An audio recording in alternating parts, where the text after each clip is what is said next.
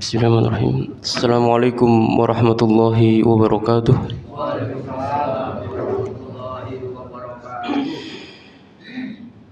Innal hamdalillah nahmaduhu wa nasta'inuhu wa nastaghfiruh wa na'udzu billahi min shururi anfusina wa min sayyiati a'malina.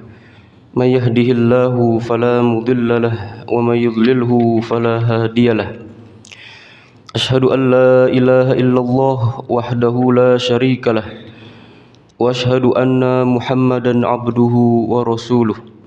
Allahumma salli wa sallim wa barik wa an'im ala nabiyyina Muhammad wa ala alihi wa ashabihi wa man tabi'ahum bi ihsanin ila yaumiddin. Subhanaka la ilma lana illa ma 'allamtana innaka antal alimul hakim wa tub alaina innaka antat tawwabur rahim.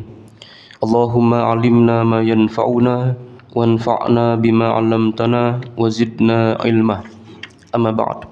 Masyarul muslimin, jamaah yang dimuliakan Allah Subhanahu wa taala. Alhamdulillah, puji syukur bersyukur kita kepada Allah Subhanahu wa taala yang dalam kesempatan pagi ini kita dimudahkan oleh Allah Subhanahu wa taala untuk menunaikan salah satu dari rangkaian aktivitas ibadah pagi kita yang kita buka dengan salat subuh, ya. Kemudian kita dimudahkan oleh Allah Subhanahu wa taala untuk mengisi setelahnya dengan kajian-kajian ilmu. Karenanya ini merupakan sebuah jalan pintas yang disampaikan oleh Nabi sallallahu alaihi wasallam untuk mempercepat seorang hamba itu masuk ke dalam surga. Karena ketika Rasulullah SAW menyampaikan man salaka thoriqan yaltamisu fihi ilman sahhalallahu lahu bihi thoriqan ilal jannah. Siapa yang menempuh perjalanan dalam menuntut ilmu, ya, siapapun itu, ya, baik anak-anak, baik orang tua, baik perempuan, baik laki-laki, ya, di situ kalimatnya umum, ya, man salakal thoriqan, ya, siapapun yang mereka itu menempuh perjalanan dalam menuntut ilmu, maka jaminan dari Nabi SAW, sahalallahu lahu bihi thoriqan ilal jannah, maka akan dimudahkan perjalanannya dalam menuju surganya Allah Subhanahu wa taala. Karena ini merupakan sebuah kebaikan sekaligus jalan pintas bagi kita seorang hamba untuk bisa mencapai surganya Allah Subhanahu wa taala dengan cepat dengan melalui jalan ilmu, ya. Karenanya ilmu ini merupakan sebuah hal cahaya bagi gelapnya kebodohan kita dalam tidak memahami syariat. Apalagi yang kemudian kita bahas dalam kesempatan ini adalah Al-Quran, yang dia menjadi sumber dari segala sumber ilmu. Ya, bayangkan Al-Quran yang hari ini kita bandingkan dengan kitab suci manapun. Al-Quran kita itu besarnya tidak seperti kitab Injilnya orang Nasrani, Pak. Coba kalau kita bandingkan dengan Injil Nasrani hari ini, itu tebalnya itu seperti apa dibandingkan dengan Al-Quran kita, ya. Al-Quran kita dibandingkan dengan ensiklopedia ilmu-ilmu itu, ya, tulisan para ilmuwan, para disertasi, tesis-tesis para doktoral dan sebagainya, itu tidak lebih tebal, ya, itu tidak lebih tebal dibandingkan dengan tulisan-tulisan itu. Al-Quran kita itu tebalnya seperti itu. Bahkan sebagian dari kita masih bisa dikantongin itu Al-Qurannya, ya, bisa taruh di kantong. Tapi Al-Quran yang besarnya seperti itu, Allah hadirkan di dalamnya itu mencakup sebuah solusi dari problematika kehidupan kita, baik dari kehidupan di dunia dan di akhirat. Bayangkan, nggak ada kitab suci yang seperti itu, Pak. Kitab suci Injil, ya, yang hari ini sudah diubah-ubah itu, tebalnya seperti apa?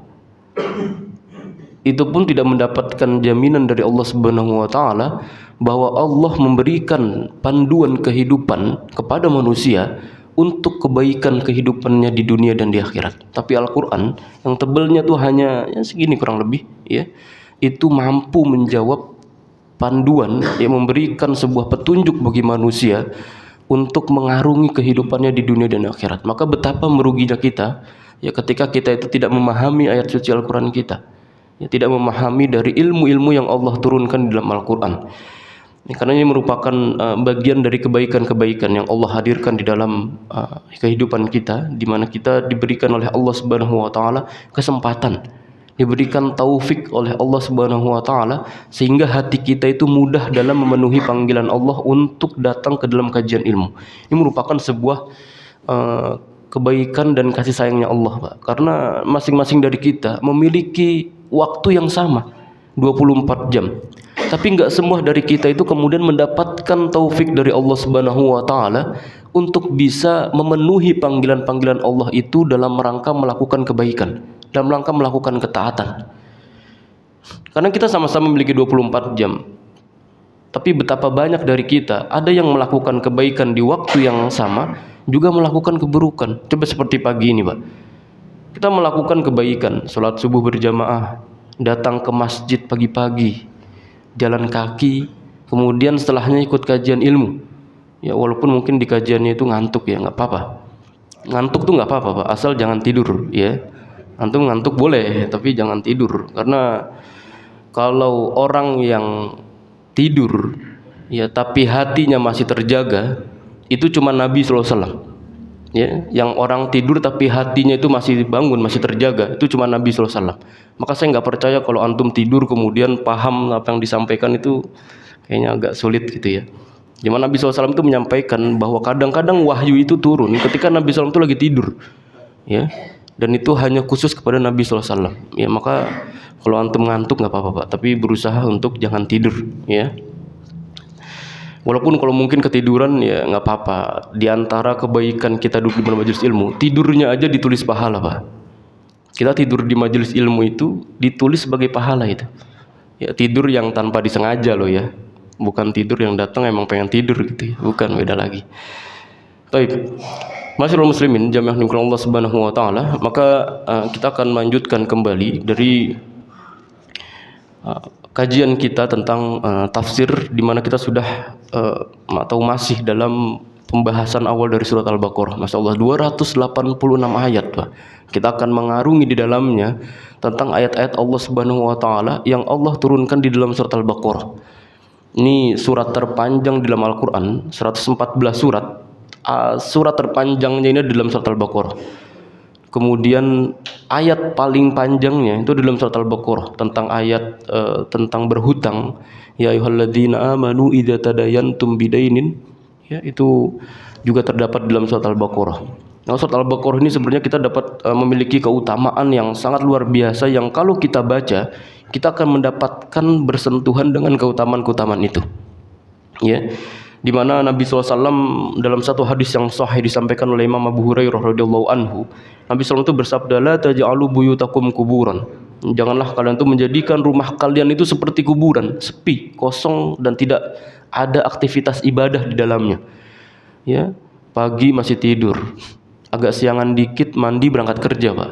Berangkat kerja pulang jam 9, jam 7, jam 8, capek mandi tidur. Ya. Terus seperti itu siklusnya, coba. Enggak ada aktivitas ibadah di dalamnya. Wong kita disunahkan oleh Nabi salat yang paling afdol, yaitu salatur rajul fi baitihi. Ya, salat seseorang itu di rumahnya. Illal mafruḍah, kecuali salat-salat yang wajib. Ya, artinya salat sunnah itu kita disunahkan itu untuk melaksanakannya itu di dalam rumah. Ya. Untuk apa? Salah satunya untuk menjadikan rumah kita itu hidup. Jadi rumah yang hidup itu nggak mesti rumah yang mentereng besar, mewah, harganya miliaran rupiah, enggak. Percuma rumah yang besar itu kalau kemudian di dalamnya itu kita tidak sakinah, kita tidak tenang, kita justru lebih banyak berantemnya, berselisihnya dan sebagainya. Maka yang diinginkan oleh Nabi SAW, salah satu dari aktivitas kita menghidupkan rumah adalah dengan banyak melakukan aktivitas ibadah di dalamnya. Ya, yang dalam hal ini Nabi SAW itu menyampaikan fa innal baital ladzi tuqra'u fihi suratul Baqarah yafirul minasyaiton. Ya. La yadkhuluhu syaitan. Di mana rumah yang dibacakan surat Al-Baqarah di dalamnya, maka setan itu tidak akan pernah masuk ke dalamnya. Ini salah satu dari keutamaan surat Al-Baqarah, Pak. Ya. Semacam sihir, buhul, kemudian apa namanya itu? Santet, ya, dan sebagainya lah. dari hal-hal yang tidak kasat mata, yang bisa mencelakai atau membahayakan keluarga kita, maka tidak akan pernah masuk ke dalam rumah kita hal-hal yang seperti itu ketika kita membacakan surat Al-Baqarah di dalamnya. Nah, sekarang pertanyaannya, kapan terakhir kita baca surat Al-Baqarah di dalam rumah kita, Pak? Atau jangan-jangan nggak pernah kita baca? Ya pernah, tapi alhamdulillah mungkin waktu Ramadan tahun lalu, Ustaz. Ya, sekalian penghataman gitu ya. Sekalian khataman, sekalian baca. Dibaca, Pak, ya, dibaca surat Al-Baqarah di dalam rumah kita agar hawa panas, ya, rasa marah, dengki, iri, semua yang kemudian mendatangkan sifat-sifat syaitan di dalam rumah kita itu bisa kita hindari dengan kita baca surat Al-Baqarah. Ya, kita di dalam rumah nggak betah, coba. Kita bagaimana menghadirkan rumahku surbaku, ya, baiti jannati. Kan namanya suasana surga itu kan suasana yang indah, tentram, nyaman, sejuk, enak, baik, betah orang di dalamnya. Kalau kita lebih senang di luar rumah dibandingkan di dalam rumah, surga seperti apa yang kalau kita tidak betah untuk tinggal di dalamnya? Wah, antum udah masuk ke dalam surga, Pak. Kira-kira antum mau gak keluar dari surga? Nggak mau. Orang isinya kenikmatan, isinya kebaikan semua. Ya, maka Nabi SAW itu menjamin bahwa orang yang membacakan surat Al-Baqarah di dalamnya, maka rumah itu mendapatkan jaminan agar terhindar dari godaan setan. Ya, baik setan yang kasat mata, ya, setan manusia atau setan ya secara makna. Ya. Baik, kemudian dan itu banyak sekali ya dalam satu hadis yang disampaikan oleh Imam Bukhari rahimahullahu taala. Beliau meriwayatkan dari seorang sahabat namanya Usaid bin Hudair. Usaid bin Hudair ini pernah mengatakan bahwa suatu malam dia itu pernah membacakan surat Al-Baqarah, Pak. Dan di dekat dia itu ada kudanya dia. Jadi kudanya itu suka diikat. Kemudian ada dia dan kuda dan anaknya. Nah, suatu malam Usaid bin Hudair ini seorang sahabat membacakan surat Al-Baqarah. Ya, lagi baca. Kemudian dia mendapati kudanya ini yartajif, gelisah, ya, nggak bisa diem. Kemudian dia berhenti. Begitu berhenti, kudanya juga berhenti. Kemudian dibaca lagi sama Usaid bin Hudair surat Al-Baqarah, dilanjutin lagi ayatnya. Baca, kudanya lagi berontak dia, gelisah, nggak bisa diem kuda itu, Pak. Kebayang ya, kudanya itu nggak bisa diem dan sebagainya. Sampai 3 kali seperti itu. Kemudian di akhirnya Usaid bin Hudair itu berhenti, benar-benar nggak berhenti, nggak baca lagi, sudah berhenti. Ya, kemudian kudanya pun juga berhenti sama, ya.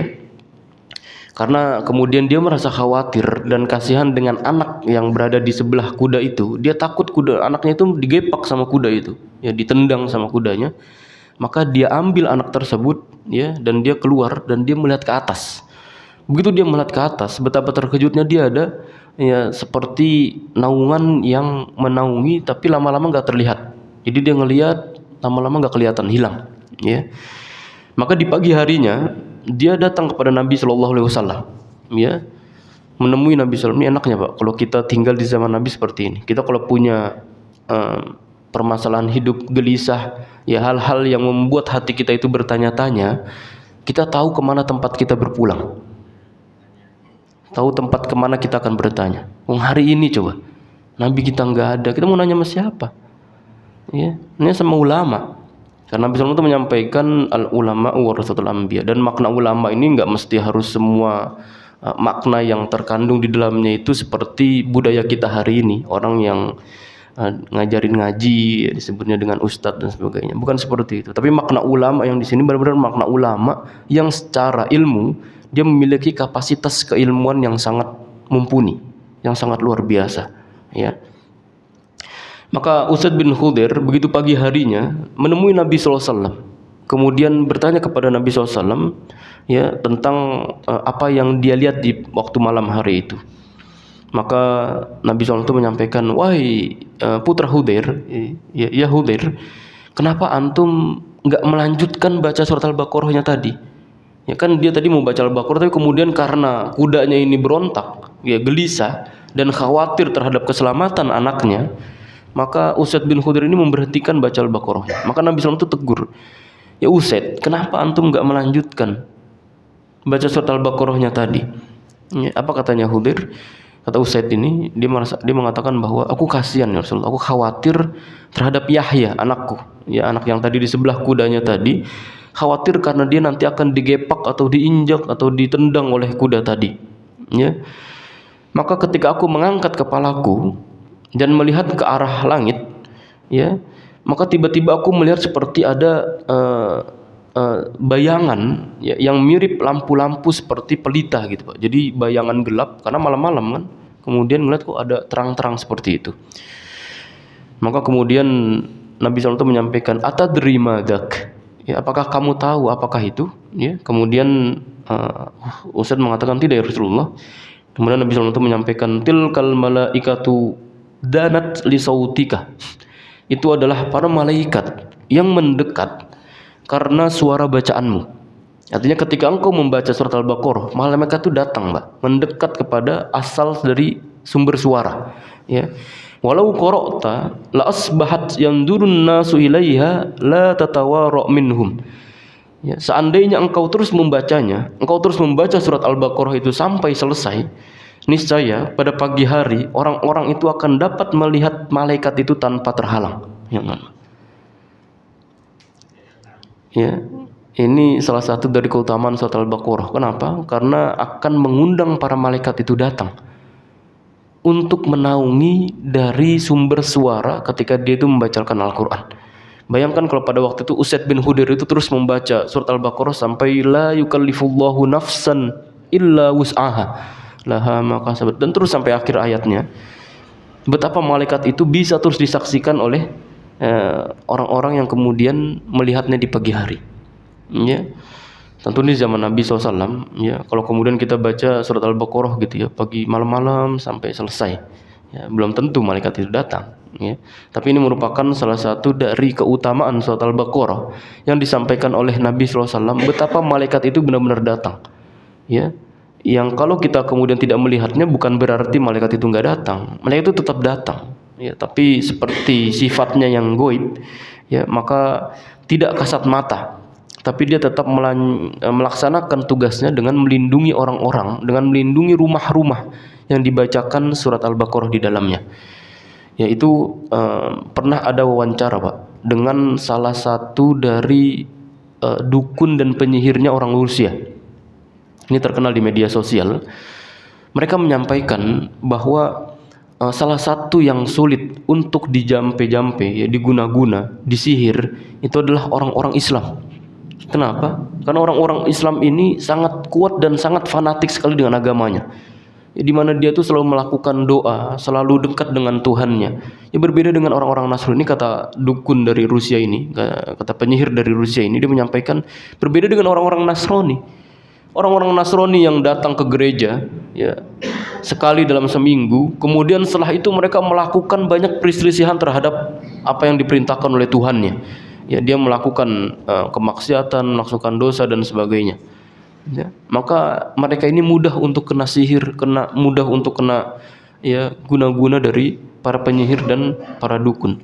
Berbeda dengan umat Islam yang mereka itu salah satu dari penangkal, ya, ilmu-ilmu sihir seperti itu adalah dengan membaca surat Al-Baqarah. Taib. Kemudian Imam Ahmad juga meriwayatkan bahwa Abdullah ibnu Buraidah dari ayahnya, dia berkata, aku pernah duduk bersama dengan Nabi SAW. Kemudian aku mendengar Nabi SAW itu bersabda, ta'allamu surat Al-Baqarah fa inna akhdaha barakah wa tarkaha hasrah wa la yastati'uhal batalah. Pelajari salah surat Al-Baqarah karena membacanya adalah barakah, ya, dan meninggalkannya merupakan sebuah penyesalan, dan tukang sihir itu tidak akan pernah sanggup menjangkaunya, akan tidak akan pernah bisa menembus dari surat Al-Baqarah. Kemudian Nabi SAW itu berdiam sejenak.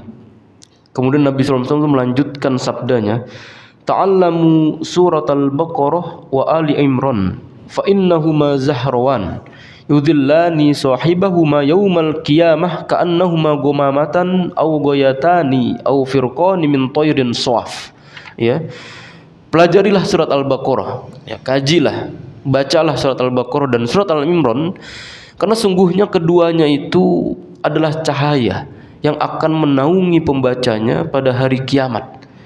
Ya, seakan-akan keduanya seperti dua tumpukan awan, atau bagaikan dua bentuk payung, atau bagikan dua kelompok burung yang mengembangkan sayapnya untuk menaungi dan melindungi orang-orang yang suka membacanya pada waktu di dunia. Ini dari salah satu keutamaan surat Al-Baqarah. Kita tahu nanti salah satu dari beratnya hisab kita di padang mahsyar itu kan, Nabi SAW itu menggambarkan betapa sulitnya orang-orang yang menunggu giliran mereka untuk dihisab. Mereka belum dihisab, Pak. Hanya menunggu untuk mereka dihisab aja itu merupakan sebuah azab sendiri. Ya, maka Nabi SAW itu menggambarkan ada orang-orang yang dengan keringatnya itu bisa sampai telapak kaki, bisa sampai pinggang, sampai dada, bahkan bisa sampai menutupi dirinya itu, tenggelam dengan keringatnya sendiri. Kenapa? Karena saking lamanya mereka itu menunggu waktu hisab. Ya. Maka di antara orang-orang yang mendapatkan naungan, kan kita tahu di antara orang-orang yang mendapatkan jaminan naungan dari Nabi Shallallahu Alaihi Wasallam, ya, ada 7. Sab'atun yudhilluhumullahu fi dhillihi yauma la dhilla illa dhilluh. Ada 7 golongan, 7 orang yang akan mendapatkan naungan dari Allah Subhanahu wa taala pada hari di mana orang-orang itu tidak akan mendapatkan naungan. Ada imam yang adil, pemimpin yang adil. Ya, ada orang yang hatinya itu berkait dengan masjid. Ya, ada pemuda yang dia itu takut kepada Allah. Ya, ada seorang yang dia itu berinfak dengan tangan kanannya, kemudian tangan kirinya tidak diketahui. Artinya berinfak dengan sungguh-sungguh. Ya, tidak diketahui oleh orang lain. Ada orang-orang yang lagi dalam kesendirian, kemudian mudah untuk menangis, mudah untuk mendekat kepada Allah Subhanahu wa taala. Dan masih banyak lagi.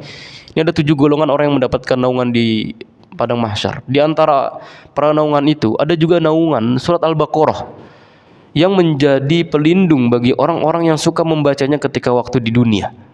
Ya, surat Al-Baqarah dan surat Al-Imran ini. Baik. Maka ini merupakan sebuah jaminan dari Nabi SAW untuk senantiasa kita memperbanyak. Ya, walaupun mungkin tidak dari alif lam mim ya sampai la yukallifullahu nafsan illa wus'aha, tapi setidaknya kita membaca ya 1 juz ya, atau setengah juz, atau 2 lembar, atau 1 halaman dari surat Al-Baqarah ya di dalam rumah kita. Ya, berusaha untuk kita baca, Pak, karena ini merupakan sebuah perlindungan yang ditawarkan oleh Nabi SAW agar keluarga kita mendapatkan jaminan perlindungan dari Allah Subhanahu wa taala di dalam rumah kita. Baik, masyaallah muslimin, jamaah yang dimuliakan Allah Subhanahu wa taala. Kemudian dalam satu hadis yang lain, Nabi SAW itu menyampaikan, diriwayatkan oleh Imam Ahmad, Nabi SAW itu menyampaikan, yu'tabil Qur'an yaumal qiyamah wa ahlihi alladhina kanu ya'maluna bihi taqdumuhum suratul Baqarah wa Ali Imran. Al-Quran nanti akan didatangkan pada hari kiamat bersama dengan orang-orang yang mengamalkannya. Ya, jadi memang salah satu fungsi Al-Quran itu bukan hanya sekedar untuk dibaca, tapi lebih tinggi dari itu bagaimana Al-Quran itu bisa kita amalkan di dalam kehidupan kita. Ya. Dan surat Al-Baqarah dan surat Al-Imran akan mendahului mereka di depan. Jadi memang nanti beberapa ya amalan kita itu akan merubah wujudnya. Ya, walau alam seperti kematian, kemudian surat Al-Baqarah, surat Al-Imran, ya mereka akan merubah. Seperti ketika kita nanti wafat, Pak. Amal-amal baik dan amal-amal buruk yang kita lakukan, kan itu nanti akan merubah wujud ketika menemui kita di dalam alam kubur. Ya, orang yang suka melakukan amal baik, suka bersedekah, sholat tepat waktu, membantu orang, memudahkan urusan orang lain, maka amal-amal baik ini akan merubah bentuk seperti wajah orang yang sangat tampan, wangi, baik, enak dipandang di alam kubur. Begitu juga sebaliknya, orang-orang yang suka melakukan kejahatan, dosa, maksiat, kezaliman, menzalimi orang lain, merugikan orang lain, tidak menunaikan hak orang lain yang diamanahkan kepadanya, maka akan datang pada hari kiamat, di alam kubur, alam barzakhnya itu, amal-amal buruknya ini berupa ya orang yang secara wajah itu tidak enak dipandang, bau busuk, jelek dan sebagainya. Ya, maka seperti itulah kemudian gambaran dari amal-amal baik surat Baqarah dan semuanya yang kemudian akan merubah wujud mereka itu nanti ketika di akhirat. Ya. Taib, inilah sedikit dari muqaddimah yang kemudian disampaikan oleh Imam Ibnu Katsir dalam surat Al-Baqarah, di mana surat Al-Baqarah ini sebagian ulama menyampaikan bahwa surat Al-Baqarah ini mengandung 1000 kabar berita, ya, 1000 perintah dan 1000 larangan. Dan kalau kemudian kita menghitungnya, para ulama menyampaikan bahwa surat Al-Baqarah ini terdiri dari 286 ayat, ya, 6.220 kata, dan ada 25.500 huruf, ya, walau alam, ya, ya. Mungkin kalau kita mau meyakinkan kita hitung sendiri itu, ya, hitung sendiri berapa hurufnya itu. Bayangkan kalau ada 25.500 huruf.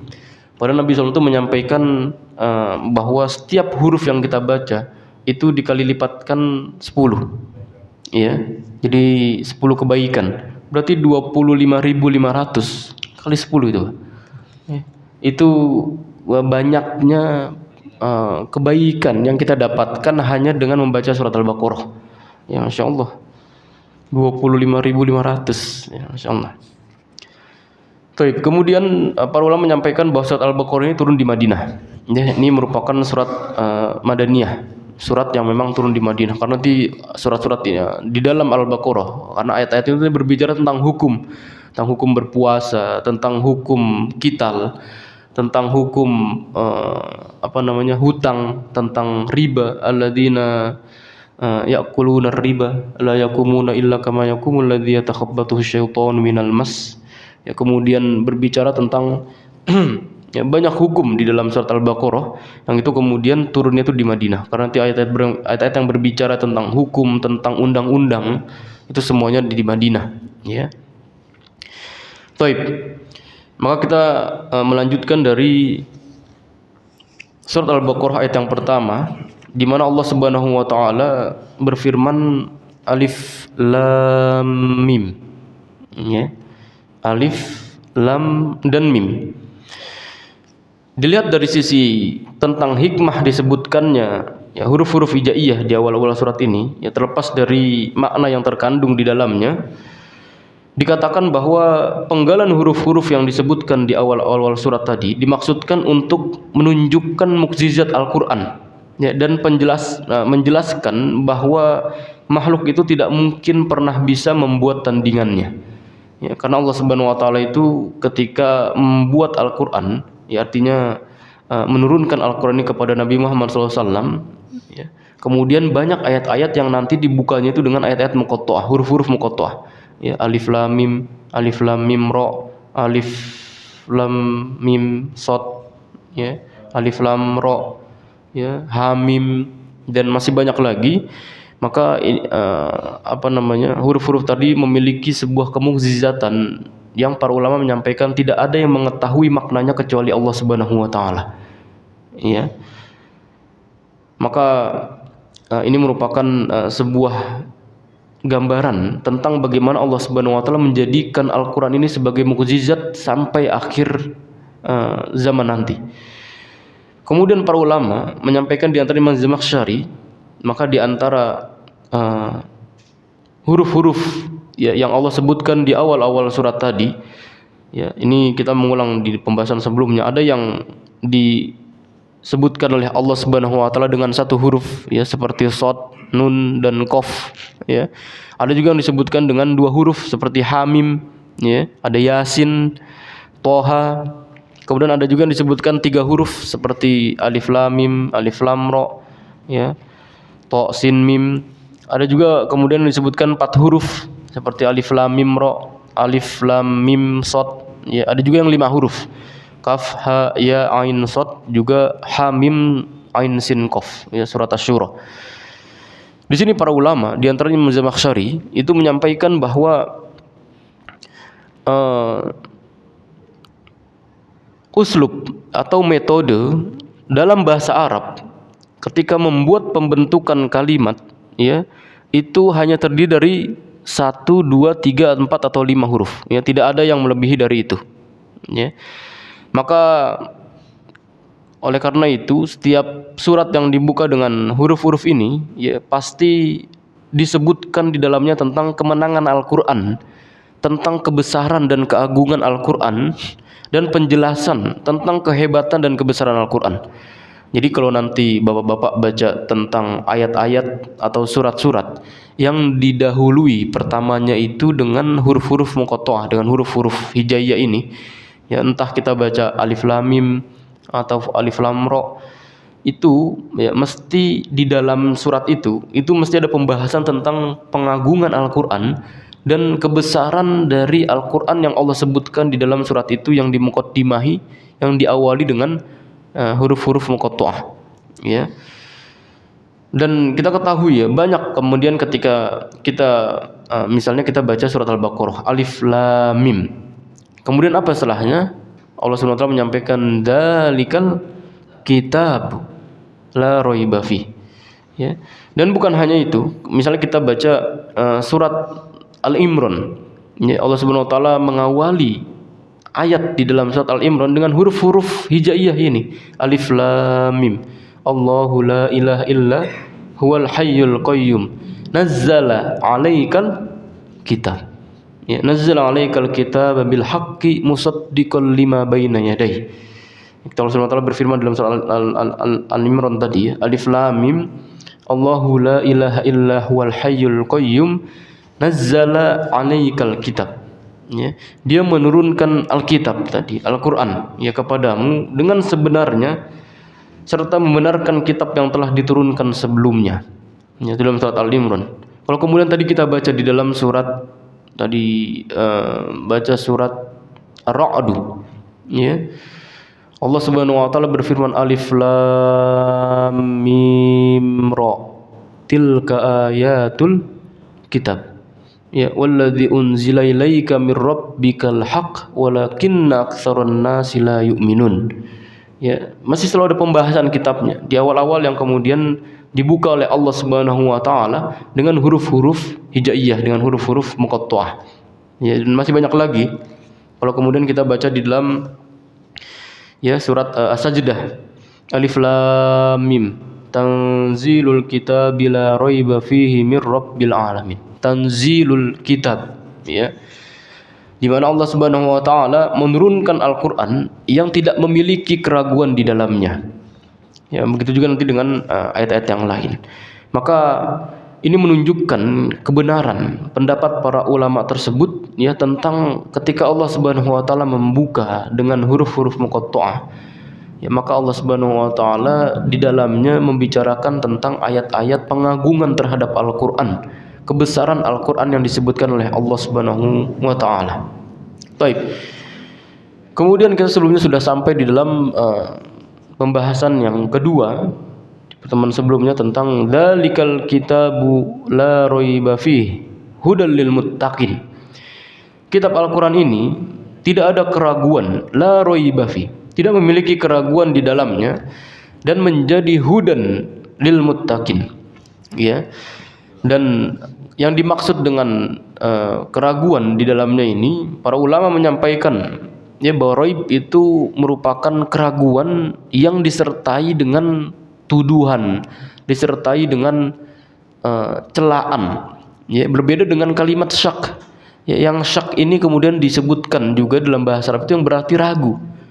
Tapi syak ini memiliki makna ragu di antara dua hal yang kita ragukan. Ya, misalnya kita memiliki dua hal, ya, di tengah-tengahnya itu kita ragu, maka itu dinamakan dengan syak. Adapun raib itu merupakan sebuah keraguan tapi disertai dengan celaan, disertai dengan tuduhan, disertai dengan hal-hal yang tidak disenangkan. Ya, maka Allah Subhanahu wa taala ketika menggambarkan tentang kalimat la raiba fi, ya, tidak memiliki keraguan, maka di waktu yang sama, ya, ada orang-orang yang ragu terhadap Al-Qur'an dan sekaligus dia ingin mencela Al-Qur'an, ya, mengatakan bahwa Al-Qur'an ini adalah sihir, ya, ini merupakan buatan dari manusia, asatirul awwalin, ya, yang disampaikan oleh para orang-orang musyrik di zaman Nabi sallallahu alaihi wasallam.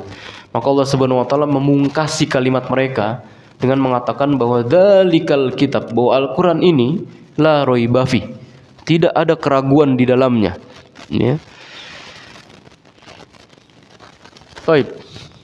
Maka para ulama menyampaikan, di antaranya Imam Ibnu Abi Hatim, ya, dia mengatakan bahwa aku tidak mengetahui adanya perselisihan dalam masalah ini. Artinya dalam masalah bahwa Al-Quran itu benar-benar kalam Allah yang tidak memiliki keraguan di dalamnya. Ya.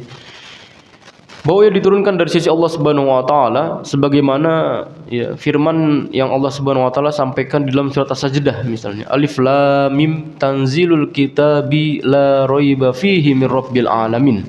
Ya. Alif Lam Mim, turunnya Al-Quran yang la raiba fih, yang tidak memiliki keraguan kepadanya, mir rabbil alamin, ya, dan turunnya itu dari Rabb semesta alam. Ya, dan sebagian lagi para ulama menyampaikan, ini sangat penting sekali, ini mohon disimak tentang bagaimana para ulama itu menyampaikan dari makna dalikal kitabu la raiba fih, di mana sebagian ulama itu mengatakan bahwa di dalamnya itu memiliki khobar yang berarti larangan. Ya, artinya janganlah kalian itu meragukannya. Maka di antara para ulama qiraah, ya, mereka itu ada yang menghentikan bacaannya itu sampai pada kata la raib. Antum kalau ngecek Al-Qur'an, Pak, coba lihat di Al-Qur'annya, maka ada di dalam Al-Qur'an itu tanda baca yang berhentinya itu di la raibah. Dzalikal kitabu la raib fihi hudal lil muttaqin. Dia ada cara baca seperti itu, ya. Itu cara baca di antara para ulama qiraah, ya. Dan memulai kembalinya dengan fihi hudal lil muttaqin. Berhentinya tuh di la raiba fi. Jadi dzalikal kitabu la raib fihi hudal lil muttaqin. Nanti di situ, ya.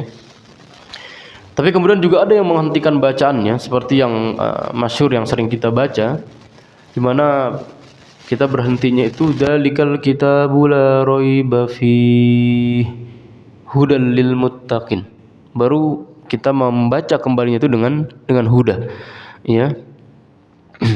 Dan para ulama, jumhur ulama menyampaikan bahwa bacaan terakhir ini yang lebih tepat. Ya, artinya kita berhentinya itu di fi, ya. Karena dengan bacaan seperti itu, maka kalimat Allah Subhanahu wa taala hudan, ya, lil muttaqin. Hudan di sini menjadikan sifat, ya, bagi Al-Qur'an itu sendiri. Artinya sifat Al-Qur'an itu menjadi petunjuk, jadi hudan untuk siapa? Untuk orang-orang yang muttaqin, untuk orang-orang yang bertakwa, ya. Taib. Kemudian dikhususkan hidayah ini bagi orang-orang yang bertakwa. Ya, hidayah ini hanya dikhususkan hanya untuk orang-orang yang bertakwa doang, Pak. Ya, karenanya dan nanti ada banyak macam-macam hidayah, ya.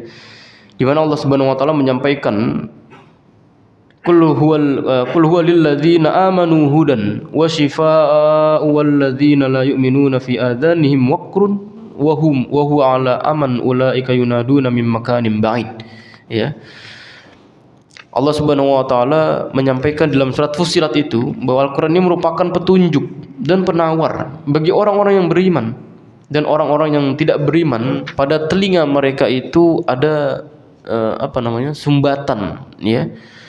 Sedangkan Al-Qur'an itu merupakan suatu kegelapan bagi mereka. Jadi Al-Qur'an ini memang dia nanti pada hari kiamat bisa menjadi hujjatun lak atau menjadi hujjatun alaika.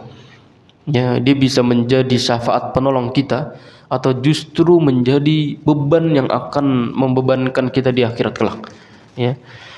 Maka Allah Subhanahu wa taala kemudian juga berfirman dalam surat Al-Isra, "Wa nunazzilu minal Qur'an ma huwa shifaa'un wa rahmatun lil mu'minin wa la yazidudz zalimina illa khasara." Dan kami turunkan dari Al-Qur'an sesuatu yang menjadi penawar, menjadi syifa, ya, menjadi penyembuh dan rahmat bagi orang-orang yang beriman tadi, ya. Maka Al-Qur'an ini kemudian diperuntukkan, ya, khusus sebenarnya harus kita orang-orang yang bertakwa yang mendapatkan manfaat dari Al-Qur'an itu sendiri, ya.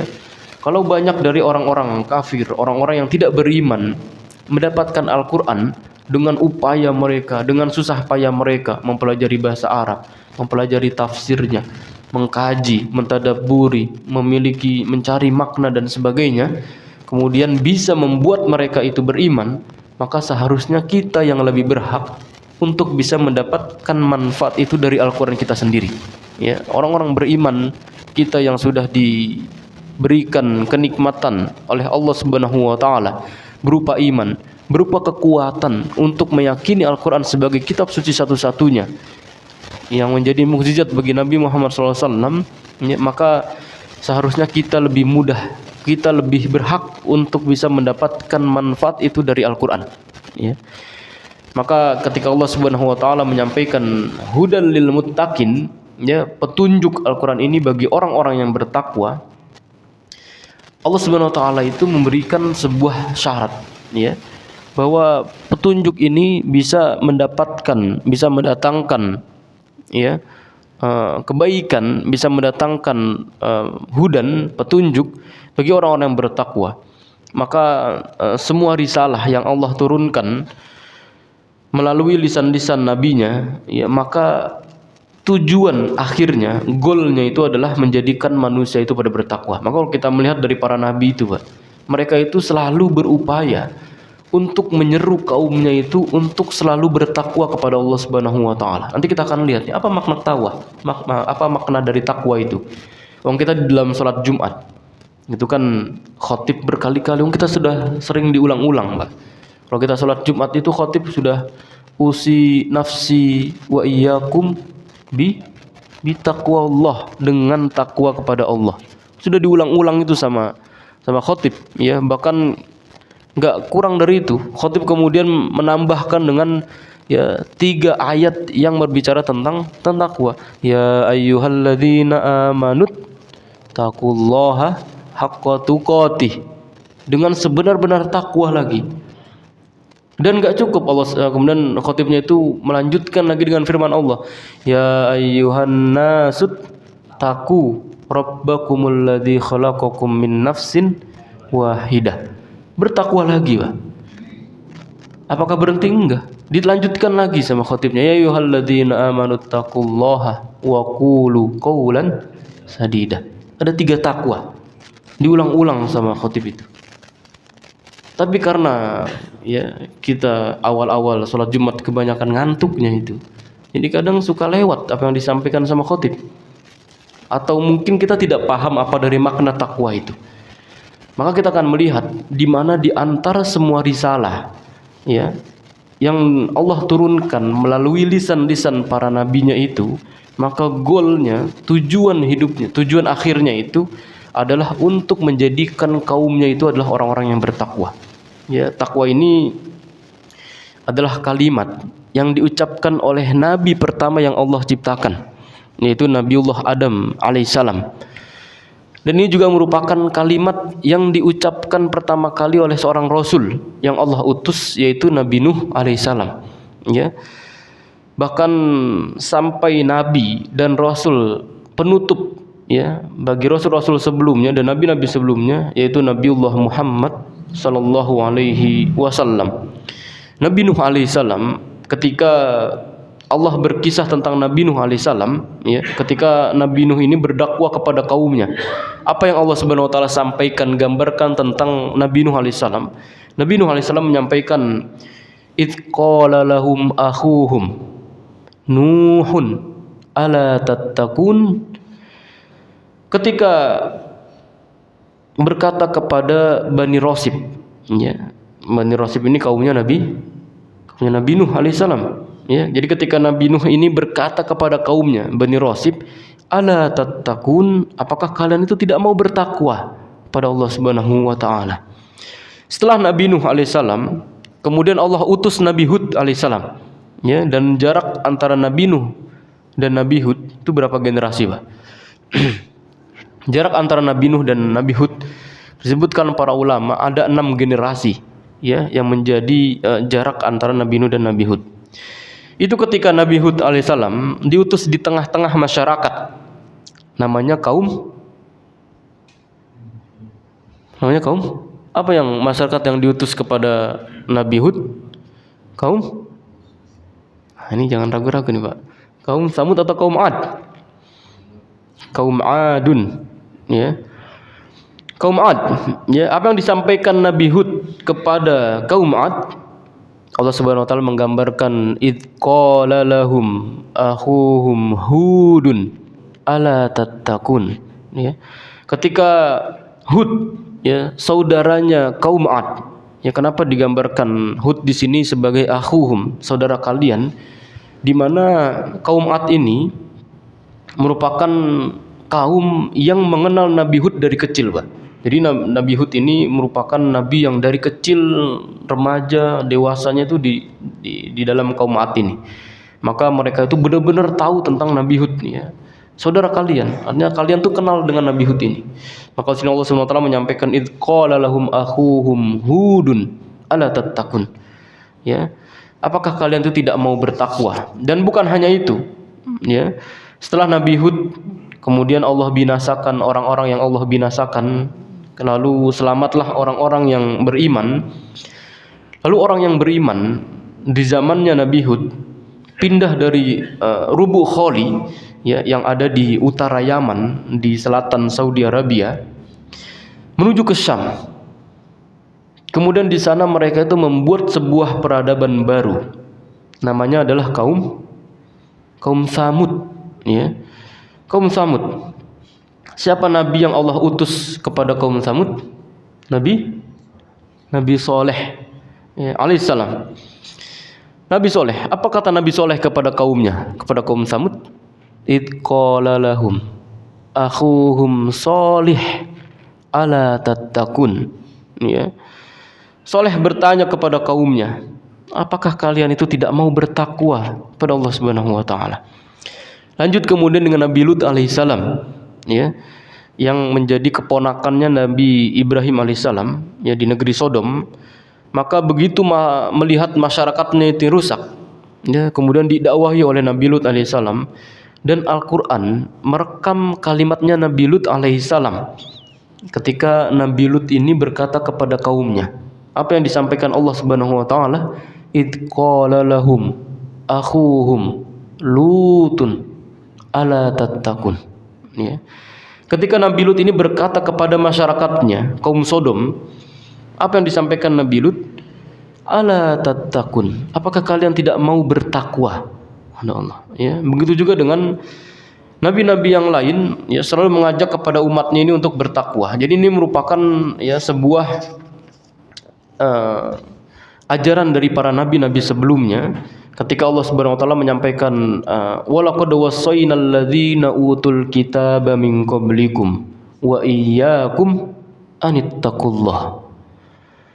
Dan kami telah memberikan wasiat, ya, kepada ahli kitab sebelum kalian, ya, mulai dari Nabi Musa, Harun, Daud, Sulaiman, Yahya, Dzulkifli, Zakaria, kemudian Isa. Apa wasiat Allah kepada mereka? Anittaqullaha, bertakwalah kalian kepada Allah. Ya, jadi takwa ini merupakan perasan, ya, intisari dari ajaran yang dibawa oleh semua para nabi. Ya, maka kita butuh kekuatan, butuh yang ekstra, ya, kekuatan yang lebih untuk bisa mempelajari atau bahkan bisa menjadikan diri kita itu sebagai, ya, orang-orang yang bertakwa. Dan para ulama menyampaikan di antara makna takwa itu adalah ada banyak sekali dari pengertian makna takwa. Makna takwa ini adalah diriwayatkan dari Imam Ibnu Abbas, di mana orang-orang bertakwa itu adalah orang-orang mukmin yang sangat takut berbuat syirik kepada Allah Subhanahu wa taala dan senantiasa berbuat taat kepadanya. Ya, ini salah satu dari makna orang-orang yang kemudian bertakwa kepada Allah Subhanahu wa taala. Karena kalau kita melihat dari makna takwa ini dari para ulama menyampaikannya ada dua unsur kata yang menjadikan kata ini menjadi makna takwa. Ya, ada takwa ini berasal dari kata al-wiqayah, ya, yang berarti penjagaan. Juga ada yang bermakna ittiqa, yang berarti kuwah, kekuatan. Ya. Tapi saya lebih suka untuk menggabungkan dari makna ini, Pak. Menggabungkan dari takwa ini adalah penjagaan kita dari melakukan hal-hal yang tidak diridhoi oleh Allah Subhanahu wa taala, dan juga kekuatan untuk bisa memenuhi panggilan Allah Subhanahu wa taala. Jadi itu di antara makna takwa. Karenanya ketika Umar bin Khattab ini pernah bertanya kepada Ubay bin Ka'ab, salah satu dari ahli Qur'annya Nabi SAW, tentang takwa. Kemudian Ubay ini berkata kepada Umar bin Khattab, apakah antum ini pernah berjalan di antara duri-duri yang ada di jalanan tersebut? Katanya Umar, iya. Lalu kata Ubay bin Ka'ab ini mengatakan, lalu apa yang kau lakukan ketika engkau mendapati ada duri-duri yang berada di jalan tersebut? Maka kata Umar, aku akan berusaha keras dan bersungguh-sungguh untuk menghindarinya. Maka kata Ubay, maka itulah takwa. Ya. Jadi takwa ini juga merupakan sebuah hal yang menggabungkan antara harapan kita juga dengan keyakinan kita kepada Allah Subhanahu wa taala. Ya, harapan kita juga dengan rasa takut. Ya, karenanya kita takut untuk melakukan hal,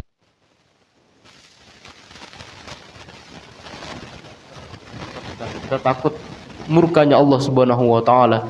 Kita takut dari hal-hal yang mendatangkan kerugian bagi kita di kehidupan akhirat kita.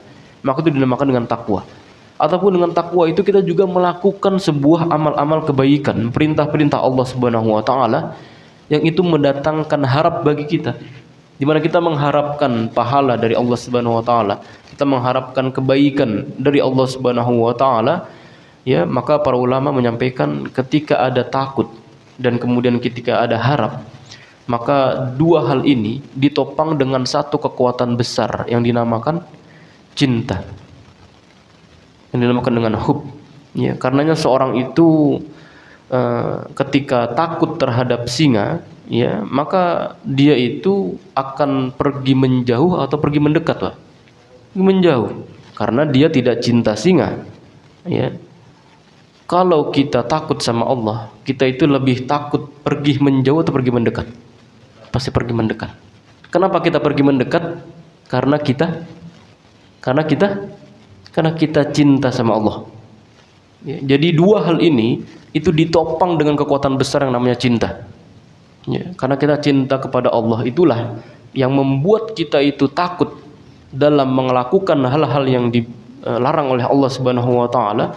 Dua, kita tuh memiliki harapan kepada Allah Subhanahu wa taala. Bagaimana dengan amal-amal kebaikan yang kita lakukan? Kita mengharapkan pahala. Kita mengharapkan surganya Allah Subhanahu wa taala. Maka dari tiga hal inilah, kemudian tiga komponen ini yang membuat tauhid dan akidah kita itu benar-benar kuat untuk mengenal Allah Subhanahu wa taala. Karena kalau kita tidak mengenal Allah, ya, apa yang kita harapkan lagi? Di antara sebab kemudian doa-doa kita ini tidak dikabulkan, ya, mungkin kita tidak mengenal Allah Subhanahu wa taala secara menyeluruh, ya. Kita mengenal Allah Subhanahu wa taala setengah-setengah. Hanya ketika kita sedang merasa dalam keadaan sulit, dalam keadaan terjepit, sedang dalam keadaan susah dan menderita, baru kemudian kita mengenal Allah, kita dekat kepada Allah. Maka enggak heran, Pak, kalau hidup kita tuh dibuat susah oleh Allah Subhanahu wa taala. Kenapa? Karena kita tuh hanya mengenal Allah dalam keadaan seperti itu. Kita mengenal Allah hanya dalam keadaan sulit, hanya dalam keadaan sedang susah, ya, sedang menderita dan sebagainya. Maka di antara nasihat yang disebutkan oleh Nabi SAW untuk Abdullah bin Abbas ketika usianya itu masih sangat muda, ya, masih SD kalau kita itu, Nabi SAW itu memberikan sebuah pelajaran akidah kepada anak yang masih kecil itu. Apa kata Nabi SAW? Ta'arraf ilallahi rakhai ya'rifuka fi syiddah.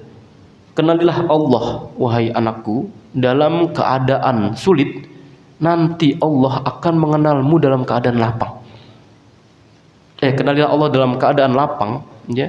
Ta'arraf ilallahi fir rakhai ya'rifuka fi syiddah. Kenalilah Allah dalam keadaan lapang, dalam keadaan senang, dalam keadaan bahagia, maka nanti Allah akan mengenal kita dalam keadaan sulit. Apa artinya? Ini nasihat Nabi SAW sangat luar biasa. Pendengar masih kecil, Abdullah bin Abbas pada waktu itu. Maka di antara obrolan yang membuat Abdullah bin Abbas ini membuatnya ini memiliki kesan yang sangat luar biasa dari perjalanannya dengan Nabi itu, di antaranya adalah nasihat Nabi SAW, ta'arraf ilallahi fir rakha. Ya, kenalilah Allah dalam keadaan lapang, dalam keadaan kalian tuh senang, bahagia. Itu kenal Allah, Pak. Jangan kita bahagia, senang tuh malah justru lupa sama Allah, jauh dari Allah. Ketika kita senang, bahagia, dan kita ingat kepada Allah Subhanahu wa taala, kemudian Nabi SAW itu menyampaikan ya arifuka fi syiddah. Nanti Allah Subhanahu wa taala akan mengenalimu pada waktu kamu susah. Apa artinya? Allah akan membuat atau membantumu dalam keadaan kalian tuh susah. Ya. Maka inilah diantara dari makna takwa. Ketika kita bisa menggabungkan dua hal tadi, kita bisa menjalankan perintah Allah Subhanahu wa taala yang kita lakukan dengan penuh harap.